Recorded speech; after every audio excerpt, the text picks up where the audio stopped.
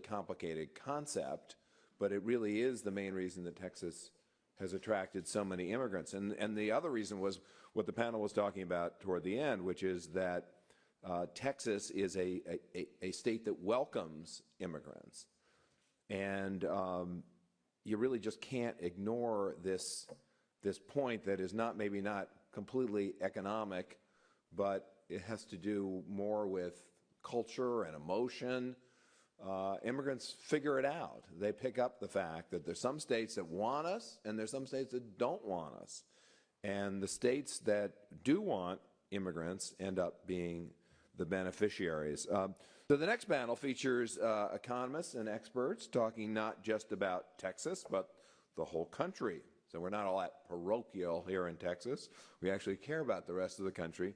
So we're going to look at why immigration and naturalization themselves matter to the economy. And our moderator for this session is Tamar Jacoby. She's the president and CEO of Immigration Works USA, a national federation of small business owners who are working to advance better immigration law. She is, you've seen her byline a lot. She's a well-known journalist and an author, and her pieces have appeared in the Wall Street Journal and the New York Times and the Washington Post. And she's the author of Someone Else's House, America's Unfinished Struggle for Immigration, and editor of Reinventing the Melting Pot, the New Immigrants, and What It Means to Be an American, a collection of essays about immigrant integration, which is one of the things that we're going to be talking about in this next session tomorrow. Thank you so much, Jim. Pleasure to be here. I worked very closely with President Bush when he was in the White House trying to advance immigration reform in the last battle. And so it's really a pleasure for me to be back in his beautiful new house talking about immigration. So thank you to the Bush Institute. So I want to hark back as we get started to the ceremony that we saw this morning, that incredibly moving ceremony. Because what we're going to talk about here today is not just how immigration is good for America, but how naturalization and citizenship actually even ups the ante and makes the immigrants even more beneficial for the United States. For them, it's a benefit for themselves, but it's also a benefit for the country.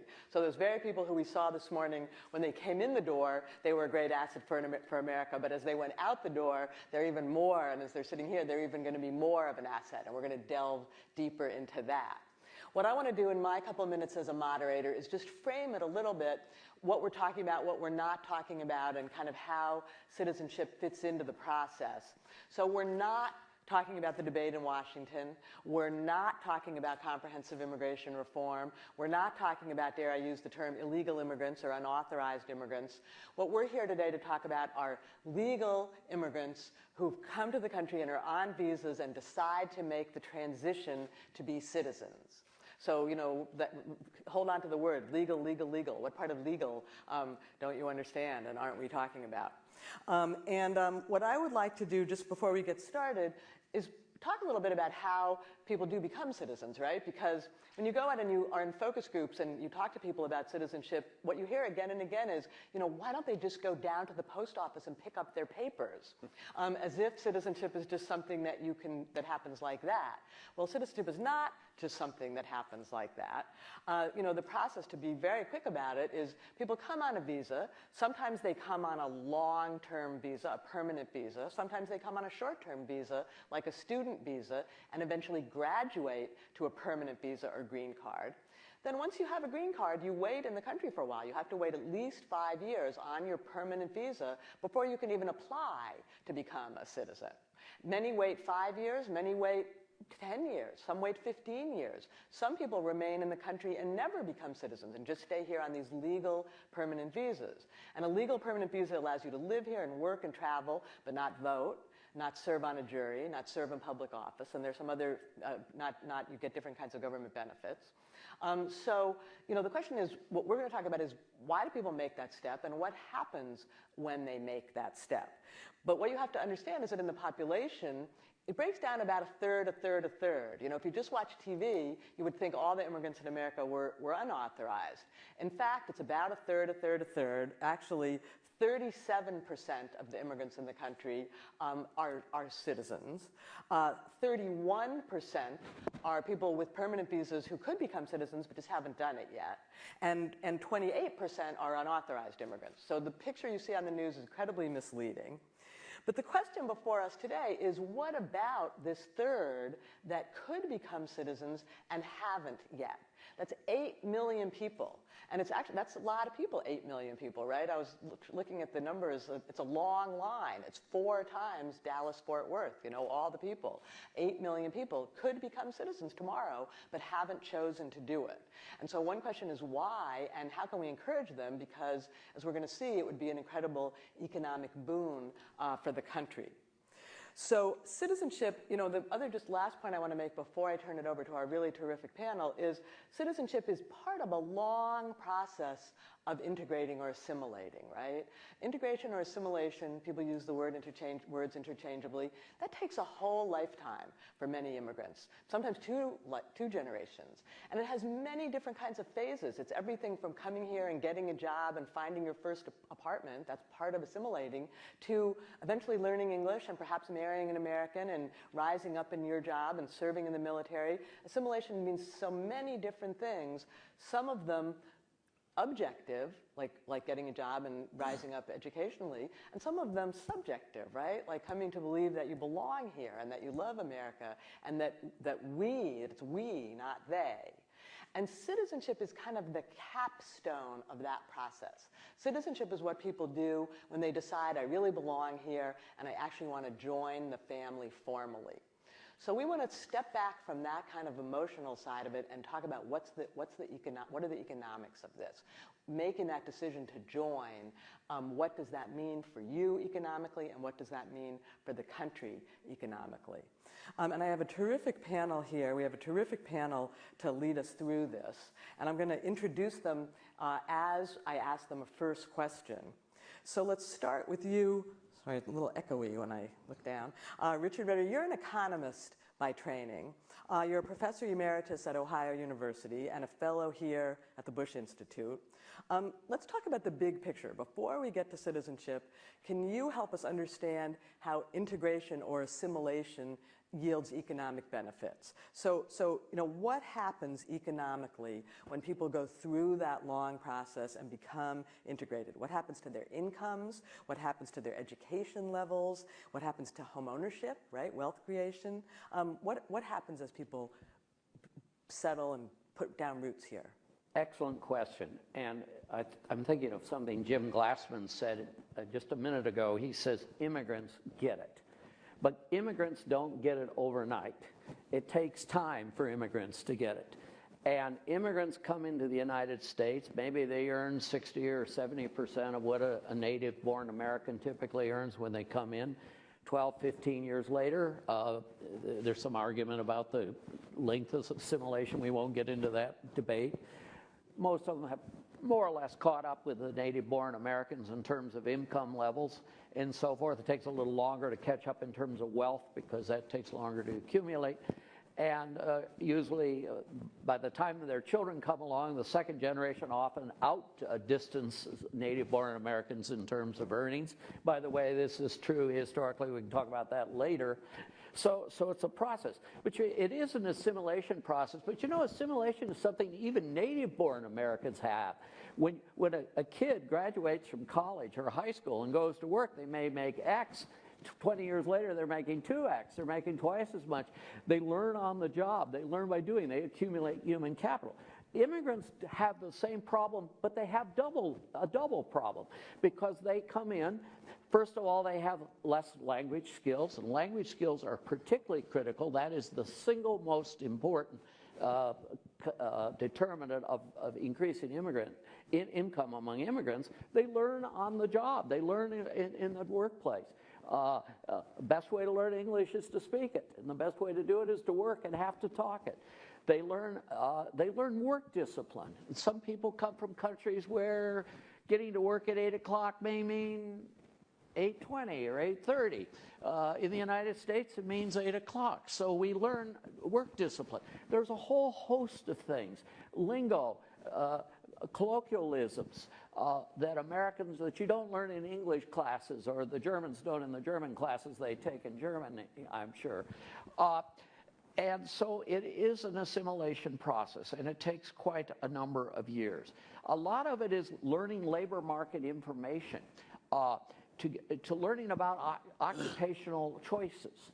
You come to the country, you're limited. You have friends and relatives who may help you get the first job. You may take the first thing that comes along, but your choices are very limited. So over time, you build up. And one way, of course, you build up is through education. And so immigrants tend to go to school at night and so forth to further their education. That too, the credentialing. I think the credentialing process of naturalization is not entirely different from the credential of getting a college diploma in another slightly different context. A college diploma tells an employer, gee, this person is fairly bright, probably speaks English language well, probably is going to get to work on time, probably is not a drug addict, probably is fairly productive. Therefore, we pay a premium for college graduates. Similarly, I suspect naturalization has a similar impact. A person who is known to, who can say that I am a naturalized citizen is a person who's saying, I'm making a commitment to this country. I want to be a member of the family. And probably in the employers' minds, this means I think this person is a little more committed, a little more disciplined, a little more capable of doing what I want done, and therefore I'm willing to pay a premium. And the next speaker will speak much more to this than me, and I don't want to steal his thunder, but there is a premium, maybe 10% or so. I'll let others speak to that. But so you painted a picture of immigrants come, it's even harder for them to do this assimilation than it is for Americans, but they do catch up within 10, 20 years. Yeah, that's right. That's the bottom line. So was that true? Is that the same as, what was it like in the past? You know, again, you hear a lot of people say, you know, my grandmother spoke English overnight, and, you know, now all you hear in the supermarket is Spanish. How are immigrants today assimilating compared to immigrants in the past, and what's the economic payoff today compared to in the past? That's a wonderful question. I love to talk about this, and I have to be careful. I'm a professor with tenure, so I talk forever. Don't pay attention to rules. It's the same now as it was 200 years ago. It's the same. It's different in some ways. The nationalities change, the accents have changed, the kind of dress has changed. You know, Benjamin Franklin in the 1760s complained about how Pennsylvania was being Germanized. That the Germans are taking over and they're just not the same as the English. They're not as good as the English. They're not as smart as the English and so forth. In the 1850s and 1840s, we had the Irish immigration to the United States. The Irish are, first of all, they're alcoholic. Secondly, they're Catholic, et cetera, and all of these things are bad, you know, because the Catholics won't be able to integrate with the Protestants, and the alcoholics won't be able to integrate with those who are sober. And I find they integrate quite well on college campuses, by the way. But the economic benefits. But the economic master here. But the know-nothings, you know, said you need 21 years to be nationalized. We had a party got 21% of the vote in the 1856 election, an anti-immigration policy. So this sentiment is the current generation is not as good as the previous one. Has been true throughout history. And the economic benefits of assimilation have been true? And the economic benefits have been true. In 1909, the Immigration Commission said immigrants to the United States make 80% of what native-borns make, which isn't too much different than today, actually a little less. But they also, and that group had an agenda that wasn't all pro-immigrant in 40-some volumes of studies. But basically, bottom line was, by the end of their lives, by the end of their career, and you certainly look at their children, they assimilate like crazy, they're productive, they move ahead. They get it, as Jim Glassman says. Okay, great setting for where we're going to go next, which is to Manuel Pastor. You're professor of sociology and American studies and ethnicity. You've got a lot of topics at the University of Southern California. You've homed in on a part of this terrific study where you look not just at the economic benefits of assimilation generally, but the economic benefits of naturalization and citizenship. So why don't you walk us through that study? And I'm going to ask you in two parts. Let's first talk about the benefits to the individual immigrant. So let me start by first saying that I want to push back on one thing you said, which is that some college degrees do signal that you're a drug addict. So you want to be a little careful about that. And then I'd actually thought that it would be very graceful, because I'm from California, I'm in Texas, to start by talking about the state rivalry and making fun of California, but apparently that was done already. And I guess the only thing we're hoping is that now that your governor is retiring, that he won't spend the next 2 years trying to get the University of Southern California, USC, to become USD, the University of South Dallas. So please don't let that happen. So yes, we did a report about a year ago funded by the Knight Foundation called Citizen Gain, which is a really great title for those of us my age. When you tell young people citizen gain, they're like, what does that mean? Is that so? But what we looked at was what were the gains in particular just to naturalization. And the interesting thing was, for those who are nerds here, is that we tried to control for English language ability, recency of migration. I was going to say, you can't explain this by using the word regression analysis. Yeah. You have to explain it without the word regression analysis. I'm an economist. Okay. I feel naked without a regression. But you know, basically we tried to control for everything that should explain the difference between citizens and non-citizen immigrants, and we still found that citizens made about 8 to 11% more than non-citizens simply by virtue of becoming citizens. Now, why the gain? The gain seems to be because when you're a citizen, you've got a wider range of jobs that you can move into, number one. Number two, when you're a citizen, you've made a commitment to the country, and that commitment you've made to the country leads you to make much more U.S.-specific investments in your human capital, your education, and it fits better with the labor market. And then finally, it's really the credentialing effect that you were talking about as well. And the credentialing effect is that employers see the act of citizenship and being a citizen as standing up for a lot of those other kind of markers that you were talking about: worker discipline, English language ability, knowing the civics of the country, etc. Now let me say a couple of other things about this, which is why you should actually have faith in these numbers. Steve Moore asked before, well, isn't it the case that it's just a certain type of person who becomes a citizen, so that's what you're capturing? Well, what's interesting is that when you do longitudinal studies looking at the same person over time, there's been very few of those, you find that it's still about an 8 to 11% gain. And what we did was use the American Community Survey, the big census data, and we looked at this in a cross-sectional way, but we also had information on the year that people naturalized, so we could sort of simulate what the gains were over time, and they exactly fit these longitudinal studies. Second thing you should be aware of, which is that this is not a gain from legalization, because we in California have been able to estimate who in that sample is unauthorized, who is authorized but not a citizen, and who's a citizen. And actually, very little of the gain comes from authorization. More of the gain comes from making that final step to citizenship.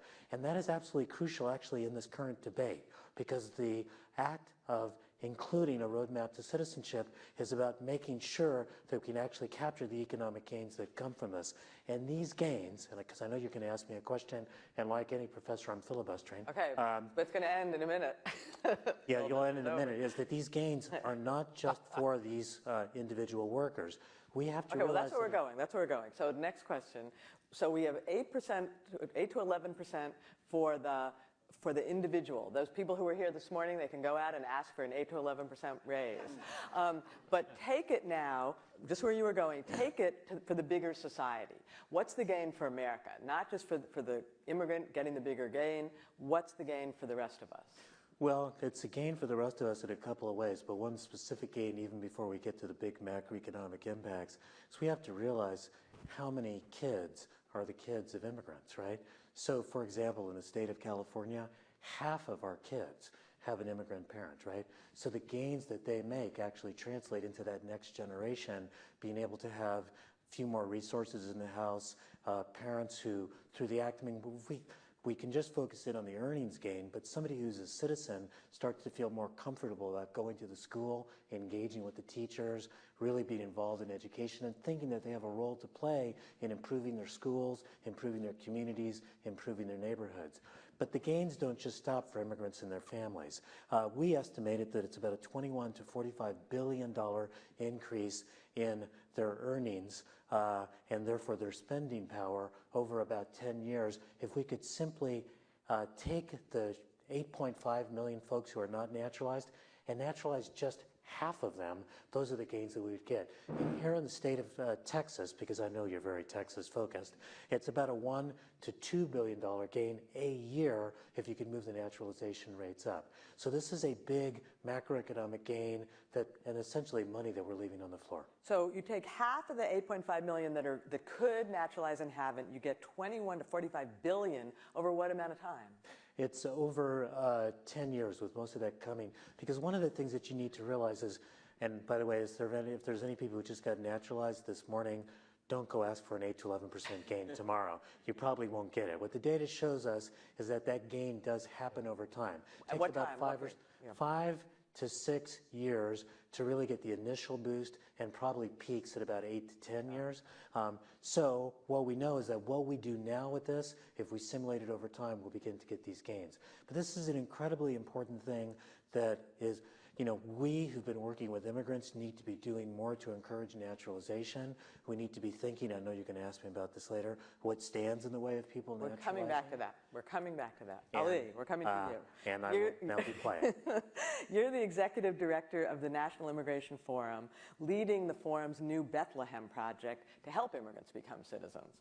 So talk to just where Manuel was going. Let's talk about the obstacles. What are some of the obstacles here? Why don't people just go down to the post office and pick up their papers?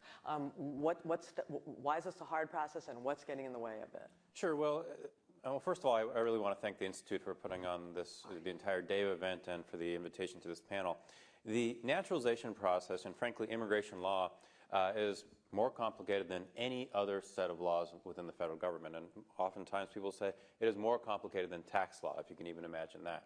So for an individual to go from entering the country on a student visa, then to adjust to legal permanent residence, then to eventually become and apply for naturalization is a process that can take anywhere between 7 to 15 years.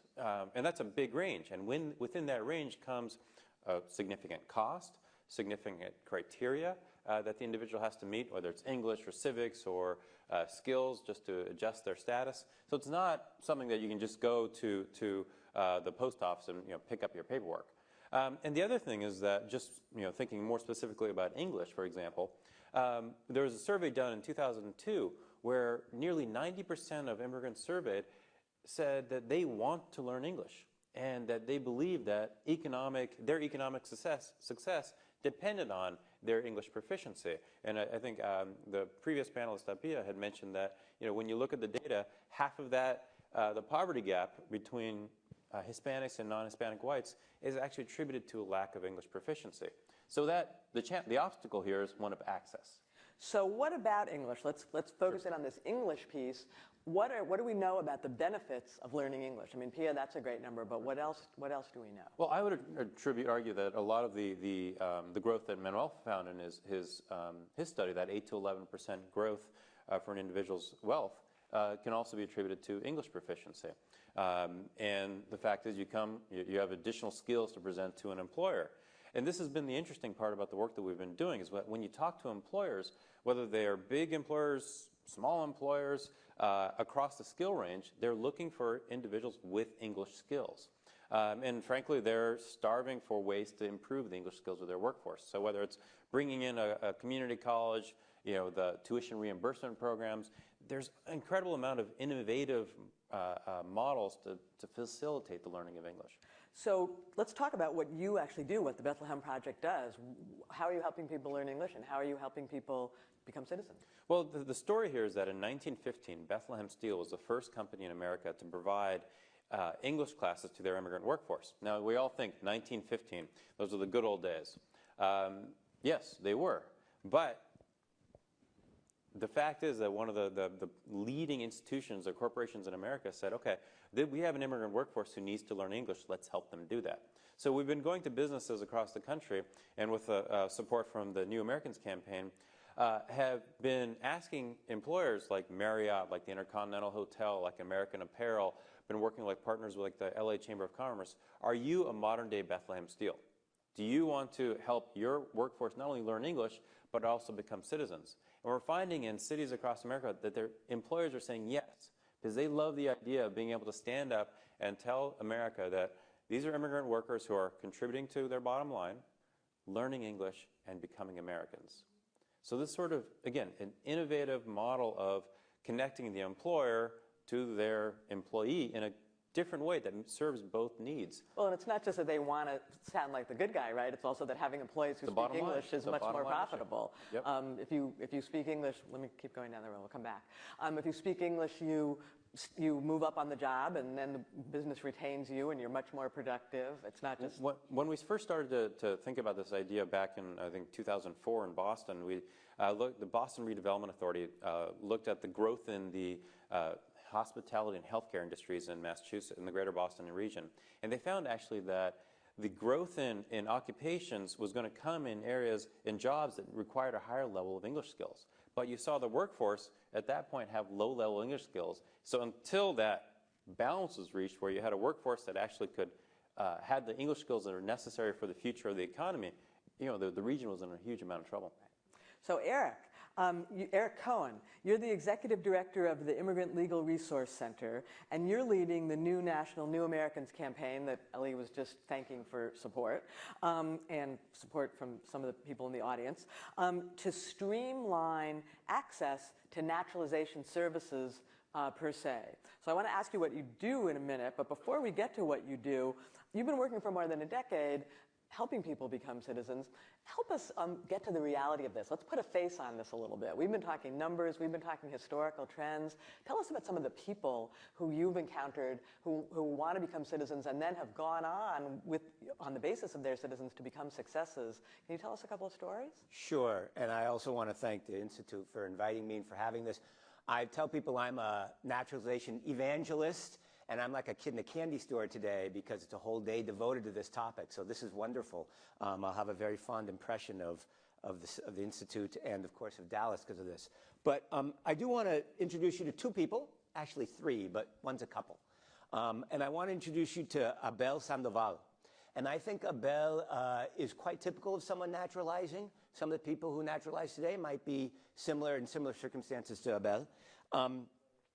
He and his wife actually are in the process of naturalizing. They came to a workshop that the New Americans campaign runs a couple weeks ago, and I was at that workshop and met with him.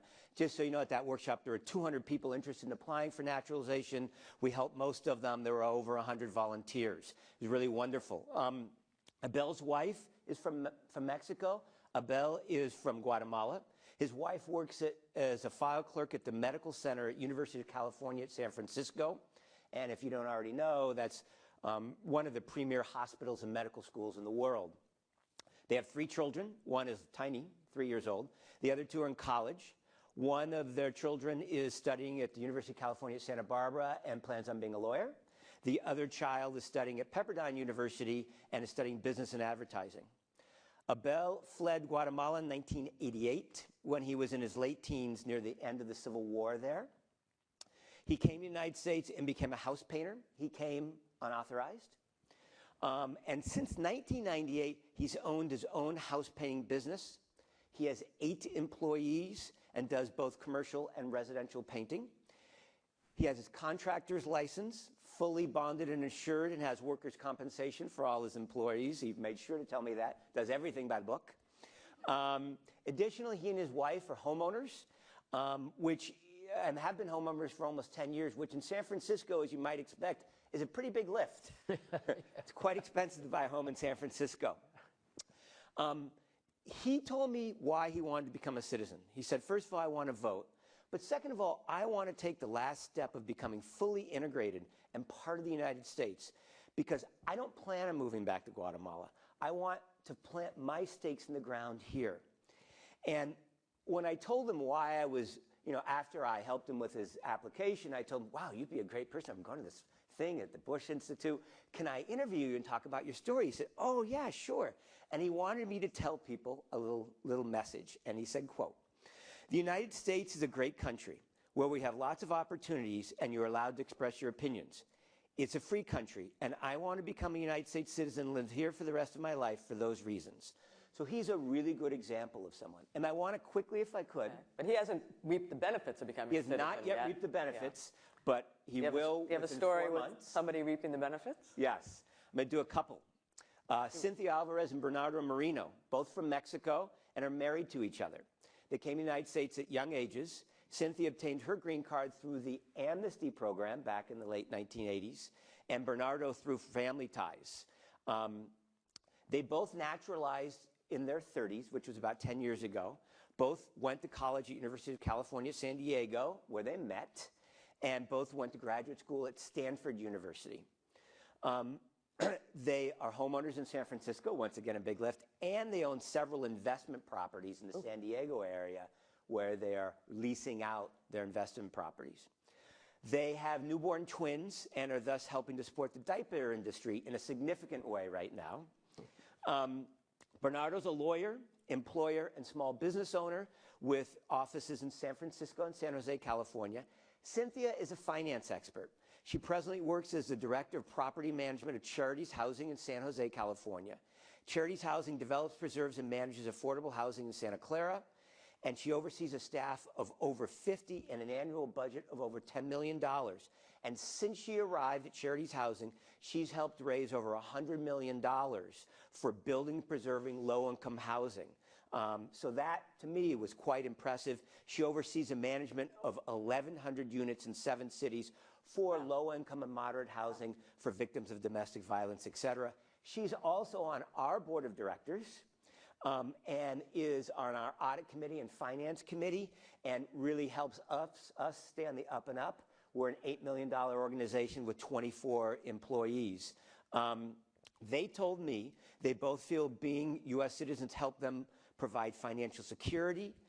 They wouldn't have bought a house had they not been U.S. citizens. They wouldn't have purchased investment properties had they not been U.S. citizens. And they didn't want to miss out on these financial opportunities.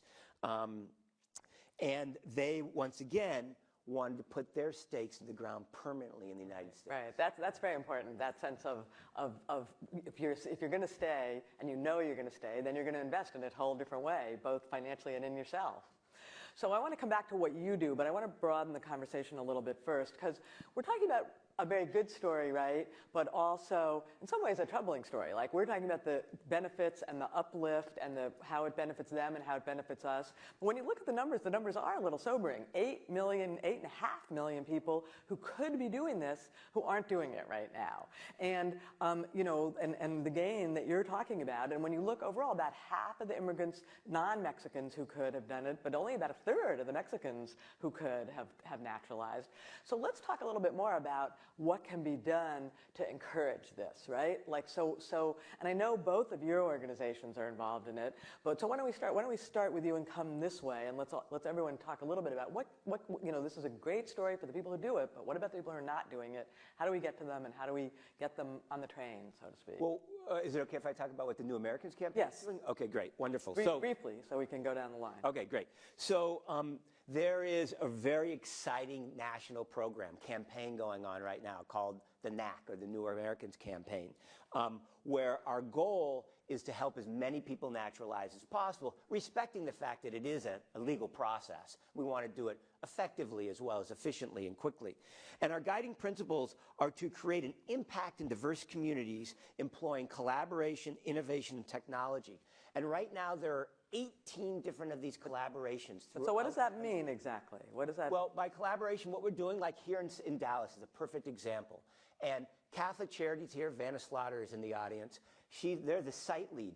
And what we've done is help them with financing and with funder support, in large part by the Knight Foundation and the Carnegie Corporation, to provide financing, best practices, innovation here in Dallas and Fort Worth to help them help as many people go through the legal process. Go through the legal process. Yes. So there's a lot involved here, right? Learning English, learning civics, all that stuff. You're helping with the piece that's the actual filling out the paperwork and getting to the legal Exactly. stuff. Okay. Helping them get over that hurdle. They refer people and they partner with lots of adult schools, English language learning schools, civics learning schools, even banks and lending circles to get the fee, $680 fee. They partner with lots of those organizations as well. Okay, so let's come down the line. Lee, talk about, you guys are working with business. What in particular are they helping people do? Are they also helping them with the legal piece and the forms? Are they helping them with English classes? Is it a mix? So I'll use the example in Washington, D.C. We're working with the JW Marriott, the Metro Center Marriott, and actually our first session was with the housekeeping staff. It was an incredible moment because we met two women who had been working at that Marriott for 10, 15 years. And they'd been eligible for naturalization for nearly that amount of time. And the one reason why they had not taken that final step is because they had an hour commute on the train every day, each way. So they lived in suburban Virginia. They said, you know, if I'm working 8 hours a day, it takes me 2 hours to get back and forth home, and I've got things to do when I get home. This is a big thing. So they were so happy to be able to come to work and for the Marriott there to be able to say, okay, we're going to extend your lunch hour so that you can get the assistance that you need to complete the paperwork. So that's one piece, just kind of creating that time and that space. But I think another thing that needs to be done is we actually have to look at the process. What investment can be made by the federal government in terms of facilitating the process so that people are not waiting this long, so that the backlogs are reduced, so that people can actually go from green card status to naturalization in a reasonable amount of time. And the problem there is that the government, there's a long backlog? There's backlog. I would argue there's an incredible amount of regulation. I mean, if you think business is overregulated, wait till you look at the naturalization process. So, Manuel, you've got a great, you focused in a little bit on the fee that other people have mentioned it, but talk a little bit more about that. You have a great number in your report about what happened when the fee went up recently. Yeah, in 2007, the fee went up to, but essentially it cost somebody about $680 because they both have to pay a fee and do a biometric exam. And that's an understatement of the cost for reasons we can talk about. But in that year, we went from about 1.5 million applications to 500,000 the next year. Wow. And when you take a look at it, what happened was it really hit less educated folks who had less money because, for us, $680, many of us on this panel, probably doesn't feel like that much money, but it's about 2.5 weeks of take-home pay for a minimum wage worker. And more than that, if you're going to do this right, you probably want to consult a lawyer, you probably want to make sure you're getting the right number of English classes, et cetera. So the cost of doing this are even bigger than you think. What are the real costs? I mean, my best guess is if somebody's going through this, they should really be putting aside about $3,000 because they probably want to check in with a lawyer as well as make sure that they're paying these fees. So that's really a lot of money. If you've got a family of if it's $3,000 is one thing for one person. If you've got a family, you've got a bit more. Well, and for low-income folks, it turns out that it really means that they're facing a liquidity constraint, even though there are economic gains that will come. And one thing I want to clarify is the English language effect is different than the citizenship effect. Okay. The English language effect is about a 15% boost in your wages. The citizenship effect is about an 8 to 11% boost in your wages. There's a couple of other things. The unadjusted differences between immigrants and non-immigrants or citizens and non-citizen immigrants is pretty large. So let me just play that out. So 15% is in getting to English proficiency, you get a 15% boost in your wages, and you're not counting that in your 8 to 11% citizenship. Right. Exactly. Okay. So there's really a lot of gains here. And so one of the things is it's really good to be seeing how business is reaching out. It's really good to see the kind of programs that were being talked about before. One that's really interesting because all sectors can be involved. In Los Angeles, the Los Angeles Public Library has created citizenship corners. This is a place where a lot of immigrants and their kids go. They wind up, they're taking their kids to the library. There's a little corner there that tells them how they can become a citizen. They're still going to face the fee problems, et cetera. Another really interesting program is the microloan program that Citicorp and Casa de Maryland in Maryland have put together to help people who are facing these liquidity constraints to borrow the money to pay for these fees. Because when they see the economic benefits, if somebody could give them the money up front and let them pay it out over time, it's a good investment. So we're not talking about lowering the fees. The fees really go to something, which is a background check. We're talking about how do we help people pay them. Is that Well, kind of the consensus? that's one thing, but frankly, I would, the Citizenship and Immigration Services is supposed to be self-financing. There's a lot of benefits from this that maybe suggest we should be subsidizing. But even if we weren't, we might want to consider changing the fees, like re-upping for a green card. Perhaps that should be more expensive, and becoming a citizen should be cheaper. Okay, so just to explain to the audience, your green card is a permanent visa and it lasts for your whole life, but you still do have to renew it every 10 years. Or an H-1B visa, those things basically are sold out, right, in the first month and a half.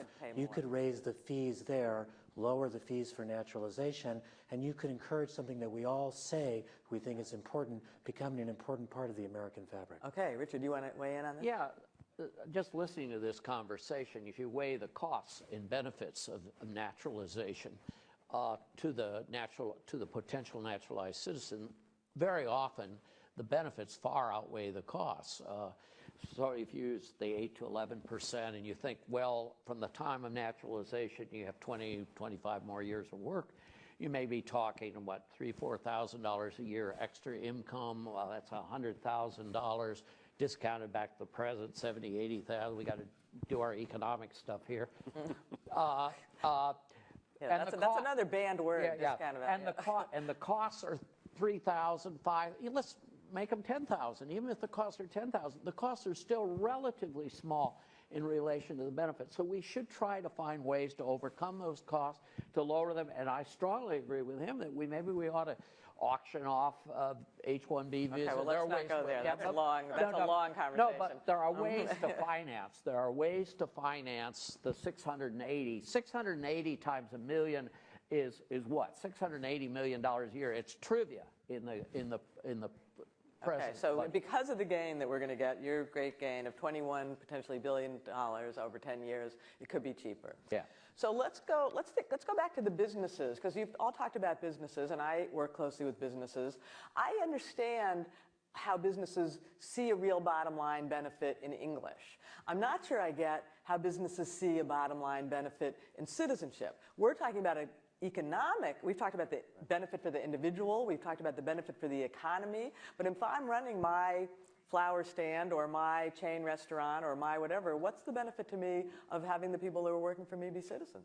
It's a great question, and we frankly when we were starting the project, had to really kind of talk people through it. And the first question we got back from businesses was, well, what if my workers aren't eligible for citizenship? Are they even here legally? So, yes, take a deep breath.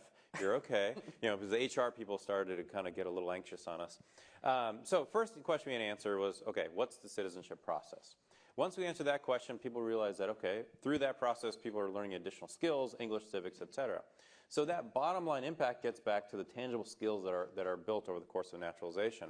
And it really comes down to every business, at the end of the day, yes, there's a bottom line impact, but they also want to be a part of a good story. They want to tell a good story.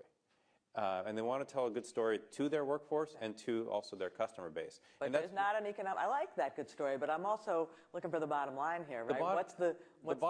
So there's also no cost to the business. Right. That's the thing. Okay. Because the model that's been created is that they're able to create time within the workday that's not taking away anything they're losing. So again, that benefit is to be able to engage their workforce in a completely different way. And that workforce then feels much more investment in their employer. Well, that's an economic benefit. Your workforce feels more invested. And that is really one of the key things. You're talking employee loyalty. And one of the things that's very interesting is a lot of the firms that hire immigrant workers, I think sometimes when they initially hire them, they think, oh, this might be an easily exploited labor force.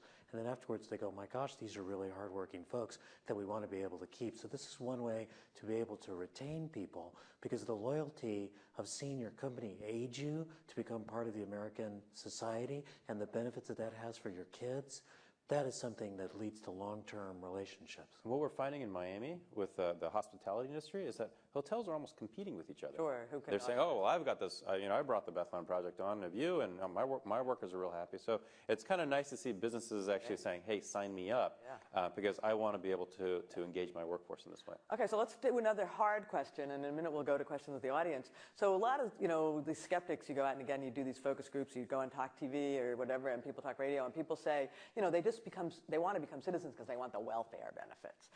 Even legal immigrants don't get much in the way of welfare, and if they become citizens, they can do all these things. What's the answer for that? What do we say to that question? It's mostly, first of all, it's an exaggeration that immigrants crave welfare benefits. If you look, there are different periods in history, you get different results. It is true that for some immigrant groups in some periods in history, the incidence of welfare usage is a little higher than it is among the native-born. But not now. But generally speaking, immigrants are low welfare users. They are indeed, the illegal immigrants are avoiding it like the plague in many cases for legal reasons.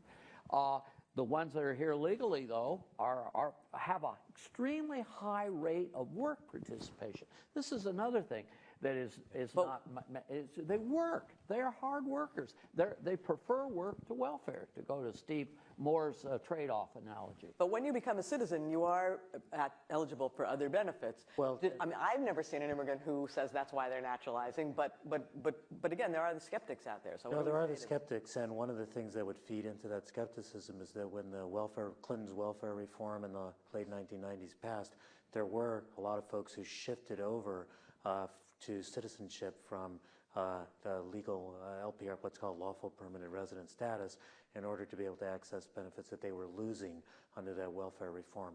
But I don't think any serious economist believes that welfare is actually a magnet for immigrants, nor when you look at the data, do they use welfare extensively. The second thing, and this is really something you were pointing to, is that the rate of mobility over time.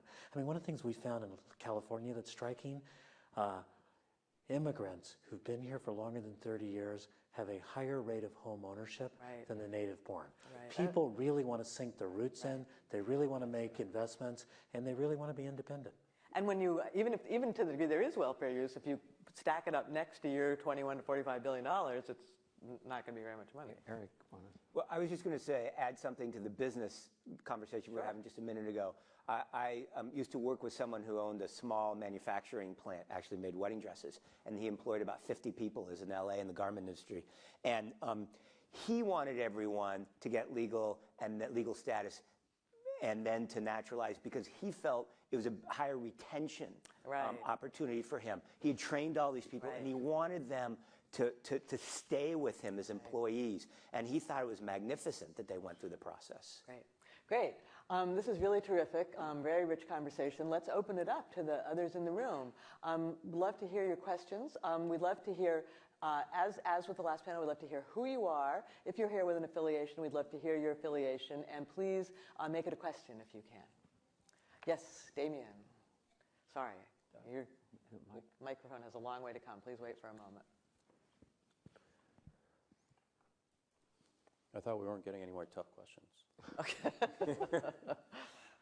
Damien Thorman with the Knight Foundation. We have a new app out under the NAC too, which is very exciting. My question is, we've talked a lot about the economic benefits, which is fantastic.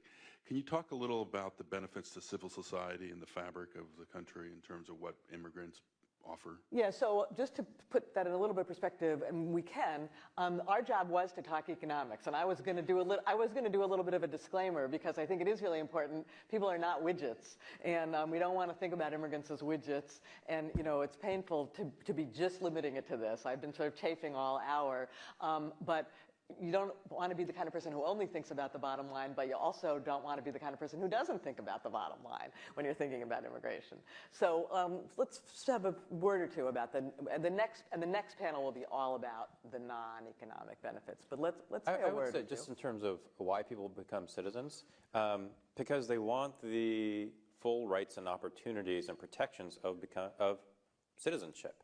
So when President Bush said today that the most important title that he's ever had is U.S. citizen, that means something to people. And it means something to their neighbors. So, and it's somewhat intangible, but it's also incredibly important when people are dealing with, whether it's state or local or the federal governments, to be able to say, yes, I am a U.S. citizen. And that's who we are as a society. And I believe that is the reason why people become citizens. Yeah, go ahead. Despite fee increases, one thing that we also see as a pattern in the data is that when immigrant communities feel like the anti-immigrant rhetoric has gotten heated or the tone is negative, they move toward naturalization. They move toward engagement. So one of the things I think that is a main benefit of naturalization is you learn about U.S. civics, you learn English, which is going to make you more effective working with the teachers at your school. You get more of the confidence that you need to say that I belong here and I should be able to have a voice in the civic life. So we have focused in on just economics because that's what we were talking about, but these are full people looking to really get a full handle on being part of this American experiment. Yeah, my experience being at naturalization ceremonies for over years and asking people why they're doing it is people do it when they finally feel they belong. They don't actually do it to get to the other side of the fence. They do it when they feel they have gotten to the other side of the fence in a way and really belong here and are part of the family. And then they say, I want to codify it.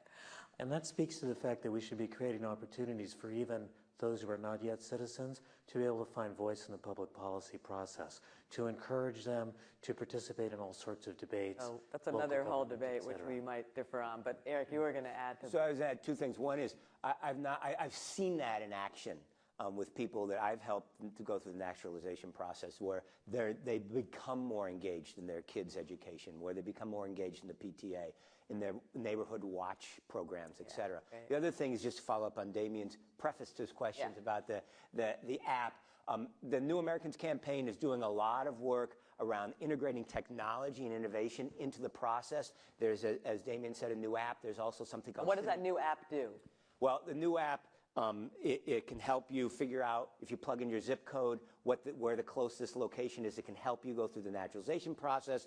It can help you learn the civics questions, do an English test, the requirements, et cetera. And then if you get to not an app, but a real computer, you can actually go through and get screened for naturalization and can complete your application online with pop-ups like a TurboTax type of thing, where it can give you more information. Really wonderful process. Right. Another question? Another question? We don't have another question. Yes, please, Tim. You don't need to identify yourself, but you do need a microphone. Good. While we're waiting for the mic, just to follow up on what was said earlier, the economic benefits of immigration have spillover effects that go beyond what we might call traditional economics. For example, the additional income associated with, say, naturalization raises tax monies that allow us to do many things, and that at least that should be mentioned. Very important. Jim. Yes. So Jim Glassman from the Bush Institute. You talked a little bit about what the process is like. You have to learn English, you have to learn civics. But I didn't hear any comments from anyone on the panel about whether that's a good process or not in an economic sense or in a general integration sense. Would you improve it, and how would you improve it? Great. Someone want to talk about that? I was involved a couple of years ago with redesigning the test. And during the Bush years, we redesigned the Naturalization Service redesigned the test, trying to make it more relevant, still deep. I mean, I challenge anyone in the room to take the naturalization test and pass it. We all think we went through high school civics and history. It's harder than there's a lot we should know we don't know. It is a real test. You really do have to study. The idea of the redesign during the Bush administration was not to make it easier, but to make it more relevant and studyable. And I think it improved it, but others in the room may have. So two things. One is, right now, this process is much more streamlined than it used to be.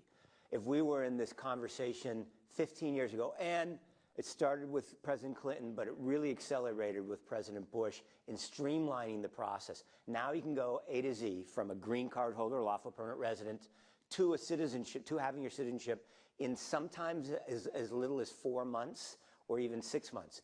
15 years ago, we were talking sometimes 2.5 or 3 years. So that's one really positive part of it. I do think the process is elongated. I do think that 5 years is a long time to have to be here to put your roots in. I'd be a bigger fan of 3 years plus. It would help economically if you can become a citizen over 3 years versus 5 years for all. And just to be clear, so 5 years you wait before you even Yes, start. I'm sorry. At 5 years you apply, and then the processing itself can get done, as you said, in about 6 months. Right. But people do, the process involves, this legal hurdle that we've been talking about and the fee, but it also involves, people, if you, in New York, you go on the subway and you see people studying for the test in their books. It's like studying for the SAT or what have you. People are learning English and history. I would agree that it's, the process, the naturalization process itself has gotten better over the past few years. And that's the short window of time, the shortest window of time. What I'm actually more worried about is everything that has to take place before you actually get to green card status. And that's, you're entering the country on a family visa, on any one of a gazillion different work visas. To be able to, number one, be able to access that legal point of entry is incredibly difficult and competitive. In some ways that's good, in some ways it's not.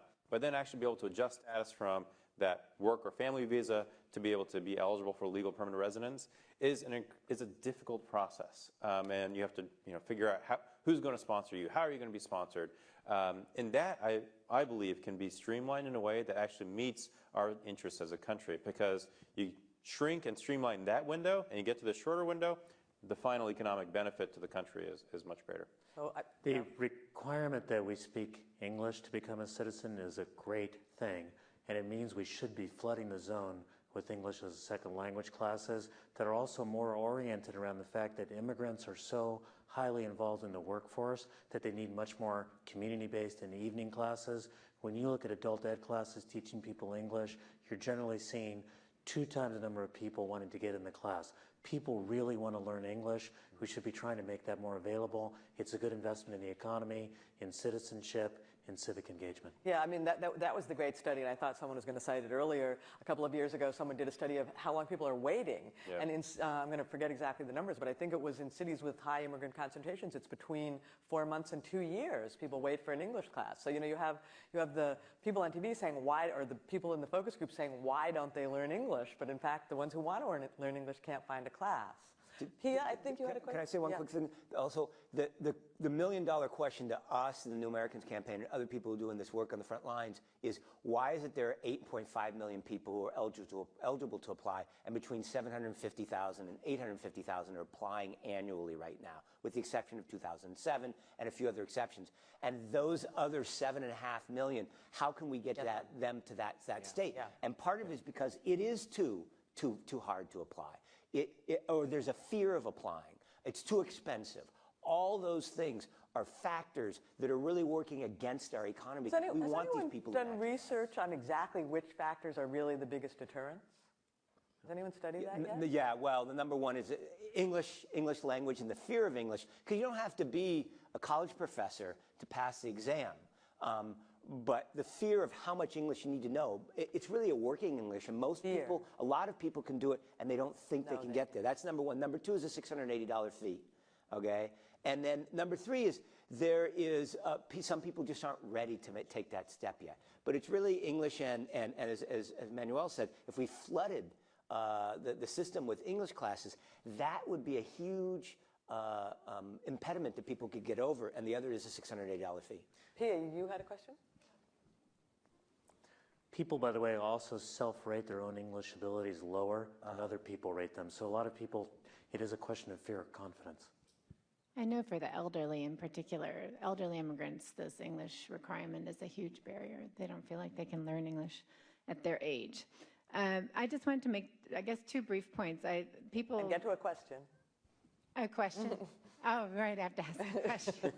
Okay, well, I'm going to rephrase. I have to hold you to the same standards we're holding everyone else. Can I do a correction, Jim? Okay, so I'll have one question and one correction. So when we look at welfare use, I mean, we typically look at the household, and foreign-born headed households actually have much higher welfare usage. And the reason for that is that, they tend to be poor, and they tend to lack health insurance. So their children get like state health insurance benefits. But the other point I wanted to, let me ask you, I've also, from talking to people, heard that people naturalize in order to use the family reunification benefits that they get, so they can sponsor a family for immigration. Can you comment on that? You want to comment? That's certainly a big reason why people take the step to becoming naturalized. I've been doing this work for 25 years, and I found that back in the late 80s and through the early 90s, that was the major reason. Because as a U.S. citizen, you can petition for your relatives more quickly than if you're a lawful permanent resident.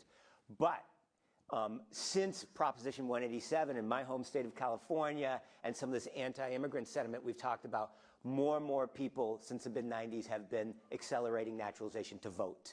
Okay, so I'm a journalist, and we're going to have the last question is going to be a lightning round. You get 1 or 2 sentences each, max 1 or 2 sentences. I want you to back up away from the benefits from the immigrants and think about the benefits to the U.S. What's your sum up bottom line? Why is naturalization a benefit for the country as a whole? Let's start with you. Me and first? Let's go down the line. Okay, I think it's a benefit for the country as a whole because it promotes democracy.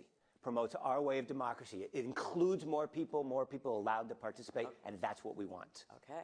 I think of a small town in Texas or the Midwest, and those small towns not only need more immigrants, but they need more citizens, and that's the vitality of who we are. Let's go to you, Richard, and then we'll do Manuel. Higher incomes, greater welfare for people other than the immigrants themselves. Everyone is better off. And naturalization adds to that process. It has positive spillover effects on the general American population. Great. I was at that moving naturalization ceremony this morning, like so many of you, and what I realized watching it was that it made us aware that this is a unique country in which you can become American by understanding what the principles of the country are. And that says so much about who we are, that encouraging naturalization as an act goes far beyond all the economic and other kinds of reasons we laid out. Great. Thank you so much. Terrific panel. Thank you very much. Stay there. Don't leave. Don't leave. Because we're going to take a break. I just wanted to say that when I first heard this panel proposed, I thought, well, that's kind of a strange subject. I really didn't think, frankly, that there was any difference between somebody who came here and got a green card and worked in America and helped the economy and somebody who got naturalized, other than the kind of the citizenship, the importance of promoting democracy and so forth. But really, this is a very, very important issue. And when you realize how much it helps the economy, it raises important policy questions about whether we really should burden prospective naturalized citizens with a $3,000 fee, maybe, or help them learn English. It brings to the surface a lot of issues that I don't think people are thinking about. And in the current debate, there certainly is some dissension over the question of, is it a path to citizenship that we want to change for unauthorized immigrants, or is it a path to legalization and being able to work in America? And this panel, I think, is quite convincing on that point, that it helps America if people get naturalized and become citizens. So we're going to take a 10-minute break and then come back and talk at our last panel about how immigrants serve America. Great subject as well. Thank you, Tamar. Thank you, panelists. You did a great job.